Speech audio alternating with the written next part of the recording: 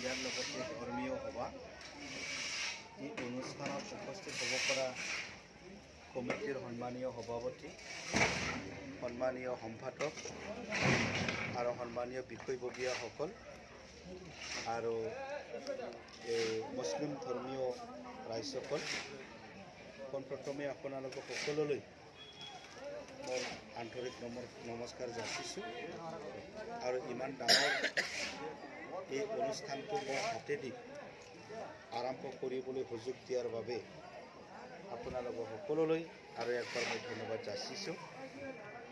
অনাগত দিনত বৰ্তমান যিহেতু আমাৰ BJP চৰকাৰ চলি আছে, চৰকাৰৰ তৰফৰ পৰা কিবা এটা যদি আঁচনি আহে, মই এই মছজিদৰ কাৰণে সহায় কৰিবলৈ মই চেষ্টা কৰিম।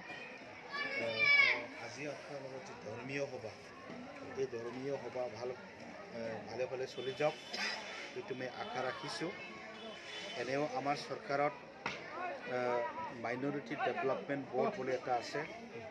এই মাইনৰিটি ডেভেলপমেণ্ট বৰ্ডৰ পৰা কিছুমান আঁচনি আমি অলৰেডি লিষ্টটো আমি ছাবমিট কৰিছোঁ, কিন্তু এইটো নতুন হিচাপে এই মছজিদটোৰ নাম নাথাকিব পাৰে, যিহেতু নতুন বনাবলৈহে হাতত লৈছে।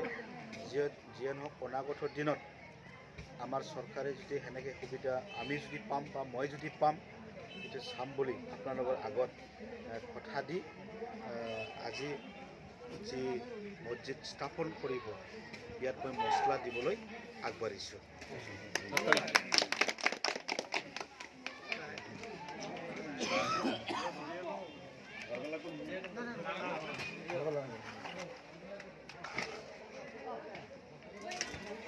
মিস্ত্ৰী আছে না নাই ৰে? ভালকে কৰক।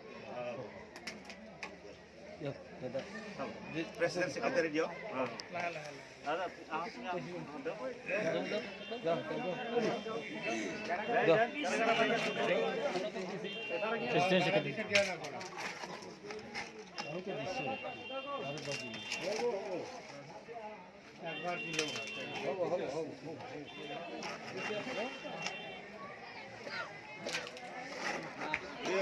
ফৰ্মুলা যাৰা লাগলে কয়ো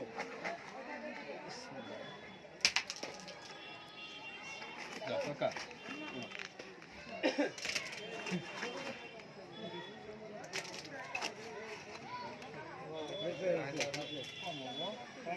কই কই